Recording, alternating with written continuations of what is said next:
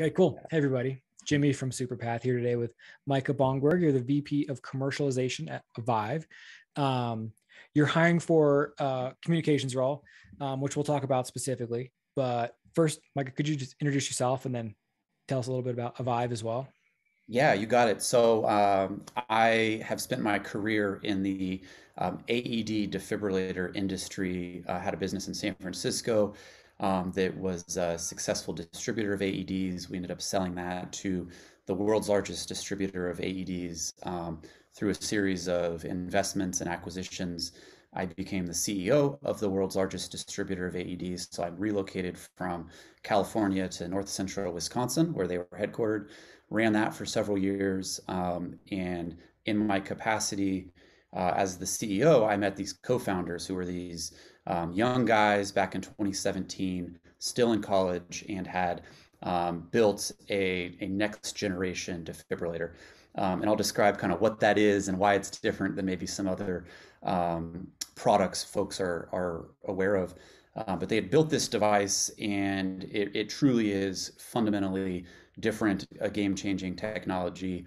But it's an FDA regulated product. And so it's taken a lot of investment, a lot of years for us to move forward through the FDA process, a lot of behind the scenes work. And we're at the tail end of that now. Super stoked to be at the point we're at, and starting to to broaden our team and bring in some professionals to really help us grow. Real quick on the industry, since I think that's always important. I know that defibrillators and cardiac arrest and some of the things that I'll talk about today are probably not common terms used by a lot of marketers, but could be scary. And really that's almost an opportunity, right? There's a lack of awareness about cardiac arrest and what it is, cardiac arrest, and that it's different than a heart attack.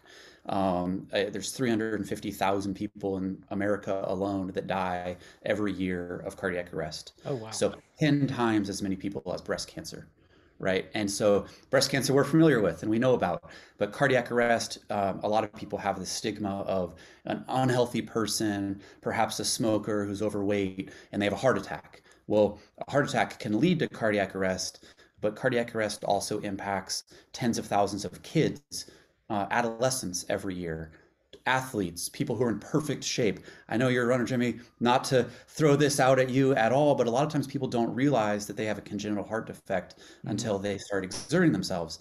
And so if we hear about athletes, soccer players, track stars who suddenly collapse, that's cardiac arrest most of the time. And it's scary. It's essentially death. The heart goes into a rhythm where it's no longer perfusing oxygen-rich blood, and the only way to fix that is to shock the heart. Good news, I know I'm talking about some scary stuff here, but the good news is that technology exists where we can apply electrode pads to a patient's chest. The device will read their heart rhythm, and it will determine whether or not they benefit from a shock. And if they do, it will charge and shock them automatically. If they don't, and they don't need a shock because maybe they're not in cardiac arrest or it wouldn't be beneficial, it can't hurt them. And so that's why we see defibrillators, AED units in airports and gyms and schools and businesses and everywhere else. So my hope is that after today's call, you'll start noticing these throughout your community and you'll be like, oh, that's that thing Micah was talking about. Because they work, they save lives, they're super, super easy to use. The challenge is this awareness aspect, right? So huge cause of death. We can literally save the majority of people if an AED is put on someone and used. And so there's liability protection available. So you can't be sued for using one improperly unless you do so negligently, right? And so there's all of these incentives to encourage people to use them. And so the market is going to just totally explode. So want to make sure I got that out there. It's a super, super exciting product that has a huge societal benefit. I would love to dive into more on the role and kind of the opportunities to interact with people, but it literally is a life-saving product. Yeah. That's really cool. Really interesting. I mean, usually this part of the conversation is where we talk about like the software tool that aggregates your customer data so you can send better emails or something. This is obviously, and those are cool too, right? Those will help us grow. So Right. I don't want to diminish any other product that's out there. But I want to make sure there's a lot of excitement about what we're doing because it really matters. It's a chance to truly do good and do well. And I have a couple props. I don't know that you do a lot of props Oh, let's. with We've your never had a prop on one of these. Let's do it. all right, first, we're breaking new ground. So, this is what a defibrillator looks like today, right? You see, this is kind of what you may have seen when you're walking, trying to get a flight in a cabinet, in a wall. And we feel like this type of a product, it works. It's totally functional. You can power it on, use it successfully. But we think there's a lot of challenges with this sort of a design. So just to give you an idea of kind of who we are and how we're rethinking this space, this is what our product looks like, right? So way smaller, way lighter, way more portable, more affordable as well, and totally connected to the cloud. So it has cell, Wi-Fi, Bluetooth, GPS. Not trying to turn this into a commercial again, but want people to be excited about the opportunity. We have a product that it will actually wake up and tell you when and where it needs to be used. So I'm at my home office. If someone across the street called 911, 911 can wake up my device and give me a Google map to say, hey, No way. take me across the street right now. I need to be used. And I can go use that device way faster than fire and EMS can get there, therefore increasing the likelihood of saving someone's life. So we know that not all households are going to purchase AEDs. But we do know there's a lot of firefighters, there's a lot of doctors, there's a lot of coaches, there's a lot of teachers and nurses and on that we can start making a huge impact and saving lives. So Super cool. we just need to have the right person help us communicate that kind of message. Yeah, that's amazing. So will this ultimately be a consumer product that individuals buy for Yeah. household use, or is there a commercial strategy as well? Yeah, so it's a really, really interesting space. So historically the industry has been B2B, right? Businesses, municipal organizations, federal government, offices, that kind of environment typically buy defibrillators today. Sometimes you're mandated to do so. So if you're a gym in California, a gym in New York, you have to buy a defibrillator. Okay. If you're a school in 20 states, you have to buy a defibrillator.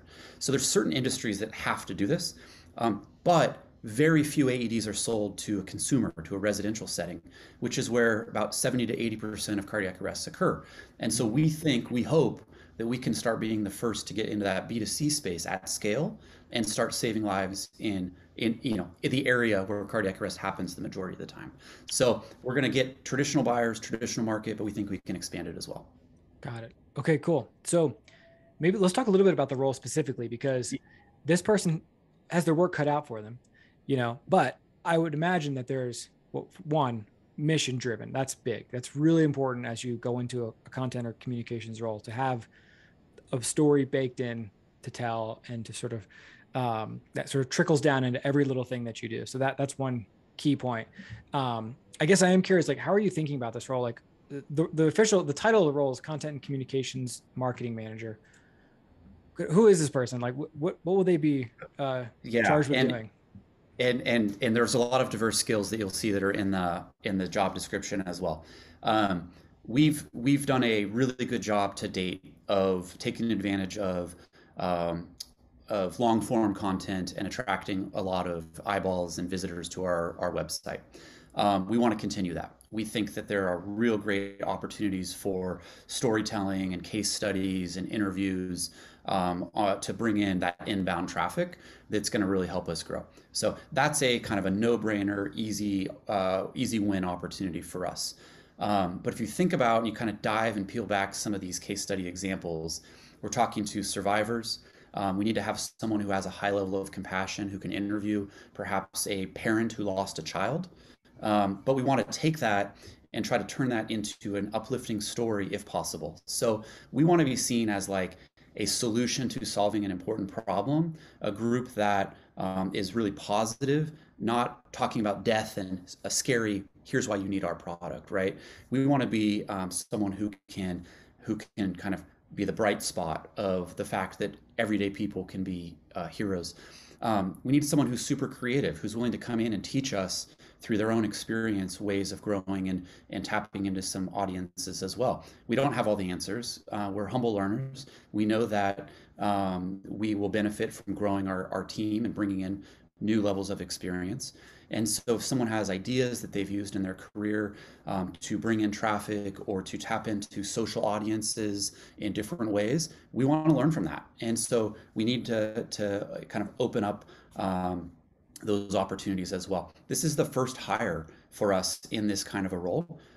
The right candidate is going to be reporting to me initially, and then ideally helping us build out the team. And so the team is going to likely consist of additional creatives, additional copywriters. We have agencies that we will work with and do work with today. We want to expand and grow, and content is really important to us and important to our mission. I think the last aspect that I have in the job description, which is probably going to make this sound even broader, is that we do have a video element that we think is important too. It's a visual, tangible, tactile product, and we think that there's opportunities for us to do some really cool case studies, demos, interviews, kind of man, woman on the street style interviews to really generate a lot of interest and awareness as well. So I hope that's not sounding too much of a broad brush, but all things content, not just long form, but we want to push the limits and be as creative as we possibly can. Yeah, that's really cool. I mean, as you described that, I kind of starting to envision like who the right candidate is. Like, sounds like variety of different skills, self-starter, relatively early stage in the sense that like they're going to be like on the ground building the marketing story from scratch. Like all of that is really, really cool. I'm curious if you have a sense for this person's background, like would someone with a journalism background, for example, stand out, or would someone who's been focused on SEO stand out, or is it not necessarily clear right now? In sort of, you need to start chatting with people before we figure that out. Yeah, I think there are certainly skill sets we know we need, and journalism I think is one of those fields that I've always found a lot of really success in with candidates is folks who are in journalism. They have a lot of diverse skill sets, right? Obviously, good with the written word, good with being concise. Those are skills that we will want both in our long form content as well as in sales material and sales collateral. Being real sharp and crisp with our messaging. We want this person to help us drive that and really be the voice of our entire organization. They're going to have to help us with the copy moving forward, as well as ideally going back and helping us make edits so that we do have a really consistent voice that really fits the brand. So that's important. What I like about journalism also that I think is really undervalued perhaps is that journalists pick up the phone and they learn and they explore and they if they don't know an answer to something, they're self-starters, right? They by definition, in order to write the story, they have to get different opinions and they have to pool material together to put a piece together. And I think that would be really valuable for us too, to have that kind of background and willingness to learn, ask questions and be like, hey, I don't know the answer to this. Why do schools need to buy an AED? Let me call some and interview some. Boom, there's a great piece that I can share that will generate a lot of interest. So journalism, I think, is a fantastic background for someone to have for us because there's just an element of that kind of self-starter rigor and willingness to just kind of jump in and move forward. So that's a really great example that certainly stands out to me. We want that creativity as well. And so I've kind of mentioned this a couple times, but I think we want to make sure that we have someone who is able to look at other industries and other experiences they have and say, how could I apply that to what Avive is doing? And is there a learning there? Hey, we go to trade shows. That's fantastic. What more can we get from a trade show or do? And so lots to unpack. Yeah, definitely. Are there specific things that you're looking for in an application? Like, will you look closely, for example, at writing samples, or is the cover letter the most important thing, or something else? I think writing samples would be really handy. We do have resources on the SEO front, so I'm not going to scrutinize heavily on SEO or something that's too SEO'd and has too many internal links and those kinds of things. It's an important growth strategy for us, so it needs to be understood and known. But this isn't an SEO role per se. I think really creative concepts If there's been a storyboard or video or podcast that maybe someone has done or been a part of, that would be really neat for us, because I think there's some really cool applications that we can learn from there. I would say guides, case studies would also be something that's really interesting. And then, if someone were to apply and to come out and just say, hey, I checked out your website, I saw what you guys are doing, I would recommend X, Y, and Z. Or even in a cover letter, come to us with an idea or concept that would show me a level of creativity and out of box thinking that I think could be really valuable for us. So we're not afraid to be challenged. We want to be challenged. And if someone were to say, hey, I've never heard of this industry, I can't believe I've never heard of it. Now I see AEDs. I saw your job application, Micah. And here's a way that I would generate some inbound interest.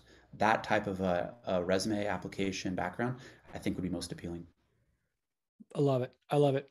One important thing I just want to touch on quick, just a nuts and bolts question. Office in the Bay Area. Sounds like this role will be in the Bay Area. If someone does not currently live in the Bay Area, is relocation on the table? It is for the right person. Absolutely, Jimmy. Yeah, thanks for asking. So we have a headquarters in San Francisco. We have another office in San Diego. We are expanding the company now. We are a VC funded organization. And so we're not bootstrapped. We're fortunate to be in a strong financial position, and therefore are, like I said, on the precipice of FDA approval and actual production and fulfillment. And so we are expanding our offices, looking at places currently adjacent to San Francisco, Peninsula, most likely not the East Bay. We do want this person to have a presence in the office. It's not a full-time in-office position. We do think, however, it's important to have in-person whiteboarding, collaboration, opportunities on a frequent basis. And so time frame I would estimate would be a couple days a week in the office, a couple days a week working remotely, and that would be satisfactory. If someone is the right fit for us and willing to relocate, then we would absolutely consider that candidate and take care of relocation for the right person, the right skill set. So you don't have to currently be in the Bay Area now, but we would like you to be in the Bay Area when you're working for us at least some amount of time. Let's call it 20, 30, 40%. Cool. I honestly, hybrid sounds great. I personally am like ready to get out of my house. I am too. I know, I get it. And I know that right now there's a lot of remote opportunities, and folks are, it's becoming more and more of a standard. But I just feel like there's so much that can be done with a product like this that, if we're in person, brainstorming together, working collaboratively, it's just easier than Zoom. So yeah, that's what we're hoping for with the role. Definitely. Cool. Micah, thank you so much. I mean, honestly, it's a huge value for our members, our community, to see your face, hear your voice, and get the story, like really get the story about the product. It takes it from like a list of, here's the skills we need, here's what we offer, here's what you get kind of thing, to like, learning about the mission, understanding like how this person will fit in to moving that mission forward too. So I really appreciate you taking the time to do this. Awesome. Yeah, glad to have the opportunity to do it. This is super helpful. I hope people kind of get a feel for the excitement and passion that we have, and why this is more than just a normal kind of marketing and communications sort of a role, right? I think there's a lot of opportunity to do really good work and have a lot of fun doing it. So thank you so much. Yeah. Well, just quickly for folks who are thinking of applying, if you want a little encouragement, you want someone to look over writing samples, cover letter, shoot me a message in Slack. I'll be happy to do that and give you a little kick to go ahead and apply. So there you go. Buttons on the side and below to actually go and apply. And Micah, hopefully we'll be sending some good folks your way shortly here. Thanks so much, Jimmy. Take care. Thanks.